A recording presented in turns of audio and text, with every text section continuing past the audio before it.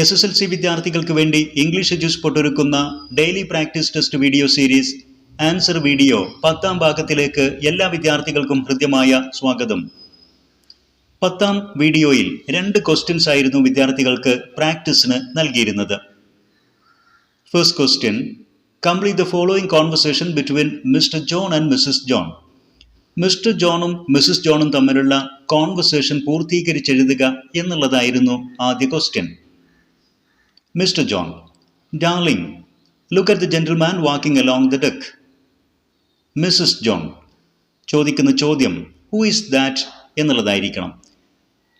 who is that എന്നുള്ള Mises ജോണിൻ്റെ ക്വസ്റ്റ്യനോടാണ് mister John പ്രതികരിക്കുന്നത്.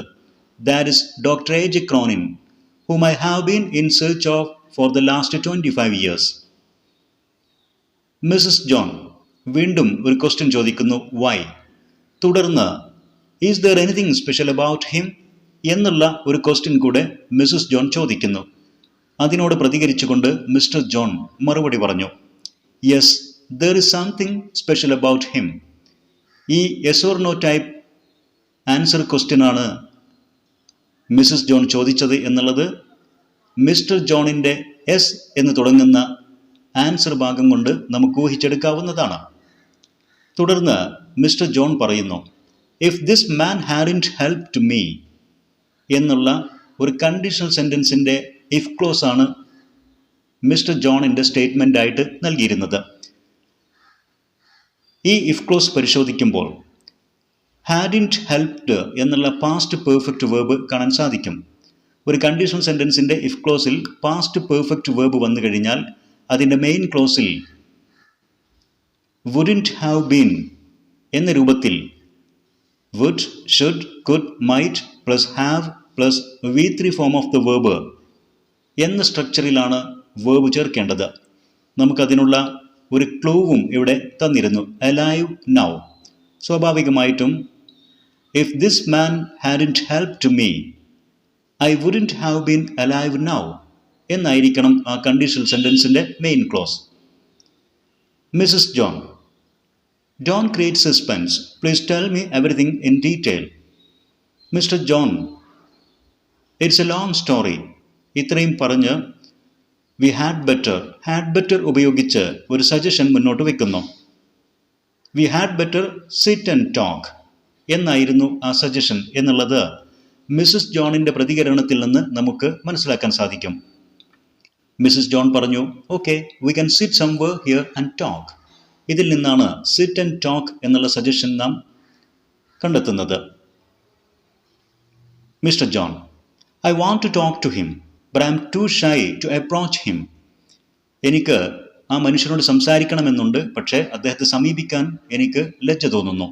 ഇത്രയും പറഞ്ഞ് ഐ വിഷ് ഐ എന്നുള്ള ഒരു പാർട്ട് മിസ്റ്റർ ജോണിൻ്റേതായിട്ട് ഉണ്ട്. വിദ്യാർത്ഥികൾ ശ്രദ്ധിക്കേണ്ടത് വിഷ് എന്നുള്ളത് ഒരു പ്രത്യേക പ്രയോഗമാണ്. അത് കഴിഞ്ഞ് പാസ്റ്റ് രൂപത്തിലാണ് വേർബ് സാധാരണ ചേർക്കുന്നത്. പ്രസൻറ്റ് ടെൻസ് മീനിങ് ആണ് അതിനുണ്ടാകുന്നത്. നാം ആഗ്രഹിക്കുന്ന കാര്യം നടക്കുന്നില്ല എന്നുള്ളതായിരിക്കും അതിൻ്റെ അർത്ഥം. പക്ഷേ അങ്ങനെ നടന്നിരുന്നുവെങ്കിൽ എന്ന് ഞാൻ ആശിക്കുന്നു എന്നാണ് പറയുന്നത്. I wish I could approach him, അതല്ലെങ്കിൽ I wish I could talk to him എന്നൊക്കെ പറയാം. ഇവിടെ കുഡ് അപ്രോച്ച്, കുഡ് ടോക്ക് എന്ന പാസ്റ്റ് വേർബുകളാണ് ഉപയോഗിക്കുന്നത്. Missus John, don't worry, I will also come with you. ഇത്രയും പറഞ്ഞ് let's go to him now എന്നുള്ള ഒരു സ്റ്റേറ്റ്മെൻറ്റ് കൂടെ മിസസ് ജോൺ പറയുന്നു. ഈ സ്റ്റേറ്റ്മെൻറ്റിനോട് അനുയോജ്യമായ ഒരു ടാഗ് ക്വസ്റ്റ്യനാണ് ചേർക്കേണ്ടത്. വിദ്യാർത്ഥികൾ മനസ്സിലാക്കിയിരിക്കും, ലെറ്റ്സ് കൊണ്ട് തുടങ്ങുന്ന സ്റ്റേറ്റ്മെൻറ്റുകൾക്ക് ഷാൽ വി എന്നുള്ള റെഡിമെയ്ഡ് ടാഗാണ് സാധാരണമായി ഉപയോഗിക്കുന്നത്. Let's go to him now, shall we? Mister John, yes, thank you dear. Now the answer to the second question. There are some errors in the following sentences. Find them out and edit the sentences.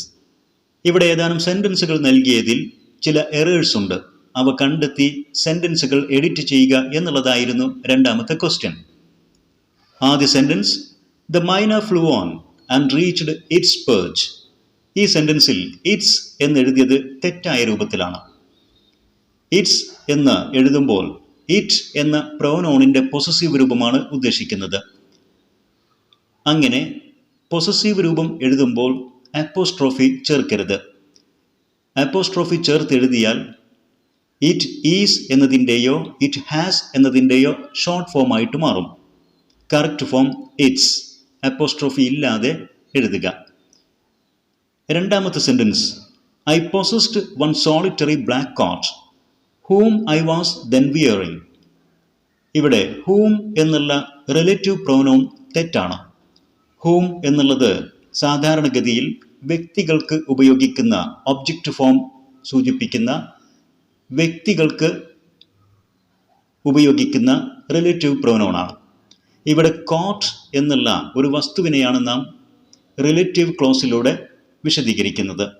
സ്വാഭാവികമായിട്ടും which അല്ലെങ്കിൽ that എന്നീ relative പ്രൊനൗണുകളാണ് ഉപയോഗിക്കേണ്ടത്. Correct form which.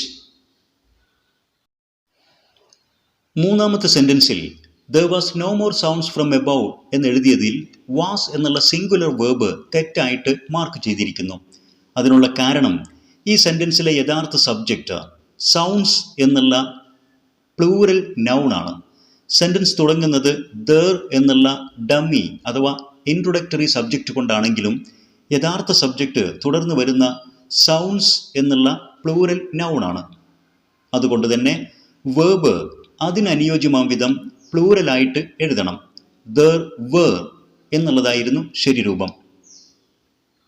Sentence 4, he was perhaps no more than 40. ഈ സെന്റൻസിൽ 40 എന്നെഴുതിയത് തെറ്റാണ്. അതിലെ spelling ആണ് problem. 40 എന്നെഴുതുമ്പോൾ FORTY എന്നാണ് എഴുതേണ്ടത്, യു എഴുതേണ്ടതില്ല.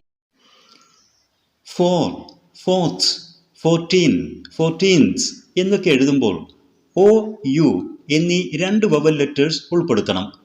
എന്നാൽ 40 എന്നർത്ഥം വരുന്ന 40 എന്നെഴുതുമ്പോൾ അതിൽ FORTY എന്നായിരിക്കണം സ്പെല്ലിംഗ്, യു ഉൾപ്പെടുത്തരുത്. അഞ്ചാമത്തെ sentence, he showed us an old scar on his forearm who had been caused by a tiger. ഈ സെന്റൻസിൽ ഹു എന്നുള്ള റിലേറ്റീവ് പ്രൊനൗൺ തെറ്റായിട്ട് മാർക്ക് ചെയ്തിരിക്കുന്നു. നേരത്തെ വിശദീകരിച്ച പോലെ ഹു എന്നുള്ളത് വ്യക്തികൾക്ക് ഉപയോഗിക്കുന്ന റിലേറ്റീവ് പ്രൊനൗൺ ആണ്.